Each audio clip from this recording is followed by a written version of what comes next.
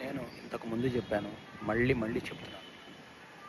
ప్రతి ఒక్క భార్యాభర్తలు తెలుసుకోండి, హస్బెండ్ అండ్ వైఫ్ మీ మధ్య ఎన్ని మిస్కమ్యూనికేషన్స్ ఉన్నా, భార్యాభర్తల మధ్యలో ఎంత మిస్కమ్యూనికేషన్ ఉన్నా థర్డ్ పర్సన్ ఇన్వాల్వ్మెంట్ ఉండకూడదు. అది అత్తామామ అవ్వచ్చు, అమ్మా నాన్న అవ్వచ్చు, కజిన్స్ అవ్వచ్చు, సిస్టర్స్ అవ్వచ్చు, ఫ్రెండ్స్ అవ్వచ్చు, ఎవరైనా అవ్వచ్చు. మీరిద్దరి రూమ్లో 4 గోడల మధ్య కూర్చొని మాట్లాడుకొని సెటిల్మెంట్ చేసుకోండి. ఏ టాపిక్ అయినా, ఎంత పెద్ద గొడవలైనా, ఎటువంటి ఇష్యూలైనా. అంతేగాని ఎప్పుడైతే థర్డ్ పర్సన్ ఇన్వాల్వ్మెంట్ అవుతారో అప్పటి నుంచి మీ జీవితం వాళ్ళ చేతిలోకి వెళ్ళిపోతుంది. వాళ్ళ మాటలు మీ మీద ప్రభావం చూపిస్తాయి. దానికి మీరు మోల్డ్ అవుతారు.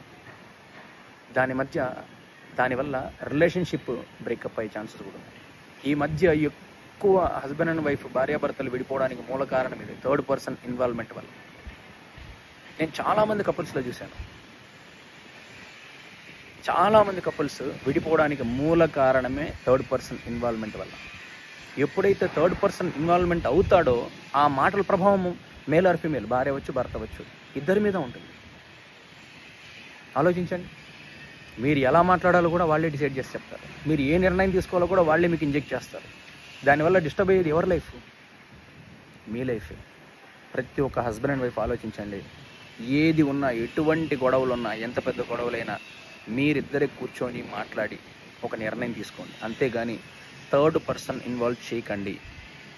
Be matured, be positive.